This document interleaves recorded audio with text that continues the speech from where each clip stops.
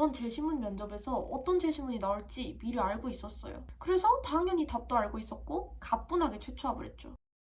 안녕하세요. 우연의 기록의 우연쌤입니다. 제시문 면접을 앞두셨거나 이미 응시하신 여러분, 제가 장담하건대 이 영상을 보시고 나시면 훨씬 덜 불안해지실 거예요. 그럼 절 믿고 따라오세요. 먼저 아직 면접을 준비하고 있는 친구들을 위한 팁부터 얘기해 볼게요. 이미 면접을 응시한 친구들은 제가 자막에 적어놓은 시간대로 이동하셔도 됩니다. 영상 초반부에 제가 시험에 나올 내용을 미리 알고 있었다고 했잖아요. 그저 일개 고등학생일 뿐이었던 제가 시험지를 미리 유출받았을 리도 없고 어떻게 시험에 나올 문제를 미리 알 수 있었을까요? 저는 연세대 면접을 준비하면서 제가 응시한 전형 말고도 타 전형의 기출문제 그리고 다른 대학의 유사한 기출문제까지 3개년에서 5개년 정도의 기출문제들을 모두 분석해봤습니다. 그렇게 최근 3에서 5개년의 기출문제를 분석한 결과 딱 한 가지 공통점을 발견할 수 있었어요. 바로 당해 연도에 가장 떠오르는 사회적 이슈와 연관된 내용이 어떻게든 제시문과 엮어서 나오더라고요. 일례로 코로나 시기에 연세대 제시문의 기출 문제는 감염병 대응 예방책이었습니다. 그래서 저는 작년 이 시기에 가장 큰 사회적 이슈로 떠오르는 게 뭘까라는 고민을 하기 시작했어요.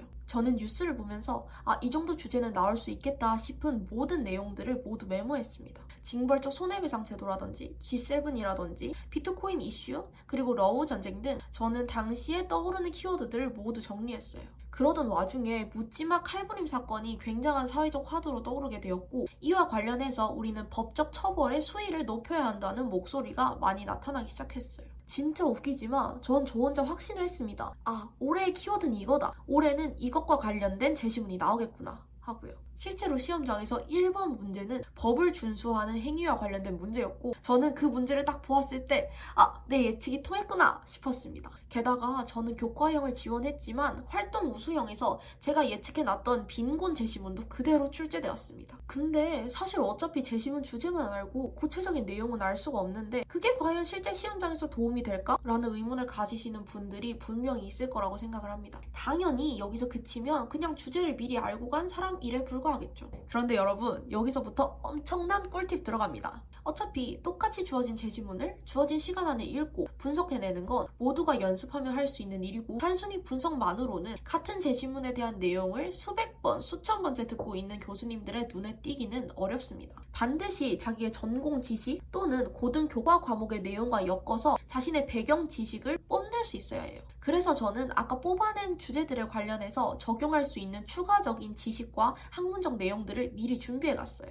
그리고 제가 준비해 갔던 추가적인 지식들은 모두 면접 답안에 그대로 활용하기에 충분했습니다. 저는 법적 정의 관련된 내용이 나온다면 절대적 종신형을 무조건 언급해야겠다라는 생각을 했고 실제 시험에서 그대로 된 문제가 출제되었을 때 미리 준비해간 베카리아와 벤담의 범죄 예방 효과에 대한 얘기를 할 수 있었습니다. 또한 앞서 이야기한 활동 우수형의 빈곤 같은 경우에는 빈곤 해결 방안으로 생산적 복지를 준비해 갔는데 마지막 문제 그래프에 누가 봐도 생산적 복지를 유도하는 그림이 그대로 그려져 있었습니다. 교수님이 준비한 그래프 관련된 내용을 미리 알고 있고 관련된 경제학 용어들을 이미 활용하고 있는 학생을 교수님이 안 뽑을 수 있을까요?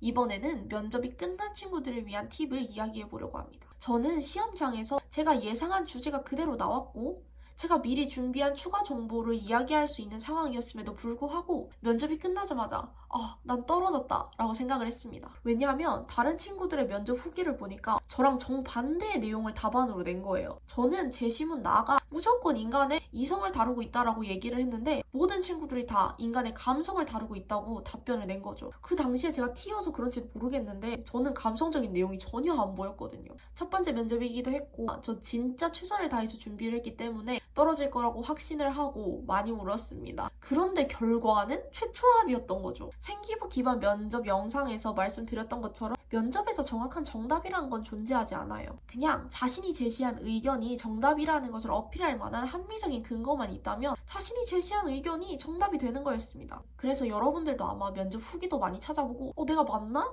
틀렸나? 고민하고 있으실 것 같은데 시험장에서 본인의 정답에 본인이 확신이 있었다면 그게 어떤 방향성이든 정답입니다. 너무 걱정하지 마세요. 오늘 꿀팁을 이야기한다고 했는데 사실 세부적으로는 못 푼 꿀팁이 너무너무 많아요. 그건 앞으로 차차 다뤄보는 걸로 하고 오늘 여기서 마치도록 하겠습니다. 지금까지 우연쌤이었습니다.